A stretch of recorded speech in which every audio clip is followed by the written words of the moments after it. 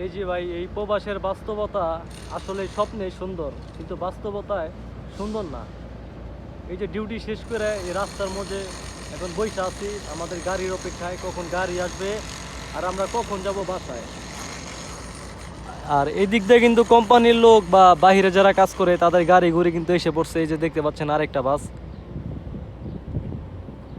যার যার মতো গন্তব্যে চলে যাচ্ছে, কিন্তু আমাদের গন্তব্য এখনো আসতেছে না। এই যে একটা গাড়ি দেখতেছেন, এই গাড়ি যারা কাজ করে তারা, এই যে পাওটা দেখতেছেন, উনি কাজ করে। উনি এখন ডিউটি শেষ করে আমার মতো এখন এক জায়গায় দাঁড়ায় আছে গাড়ির অপেক্ষায়। আসলেই ভাই, এই প্রবাসটা স্বপ্নেই সুন্দর, বাস্তবতায় না। আর কত প্রবাসী আছে, কত দুঃখে আছে, আমার থেকে আর কত দুঃখে আছে, আবার অনেকে অনেক ভালো পরিস্থিতিতে আছে। আসলে ভাই, এই প্রবাসটা মানায় নিতে পারলে মনে করেন সুন্দর। দুঃখ কষ্ট সব কিছুই আছে, সব কিছু মিলিয়ে আলহামদুলিল্লাহ বলতে হবে। এই যে দুপুরে রোদের ভিতরে কাজ করি, কি পরিমাণ গরম লাগে শরীরে, একমাত্র যারা প্রবাসী আছে তারাই বলতে পারে, যারা নাকি কনস্ট্রাকশনে কাজ করে।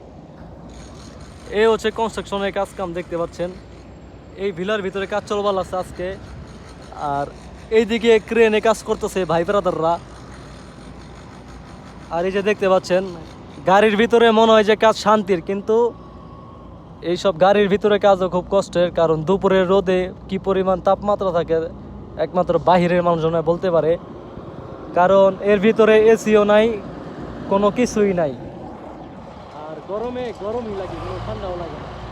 এই হলো পরিস্থিতি ভাই। আশা করি সবাই বুঝতে পারছেন প্রবাসের কী অবস্থা। আর এই সৌদি আরবের অবস্থা কিন্তু বর্তমানে খুবই খারাপ। যারা নাকি দেশ থেকে আসেন কাজ কাম না শিখে এইসব করবেন না, কোনো হাতের কাজ শিখে কোনো বিশ্বস্ত লোকদের এই প্রবাসে আছেন, কোনো এজেন্সি দালাল এইসবের চক্রে যাইবেন না, নিজের ভবিষ্যৎ নষ্ট করবেন না।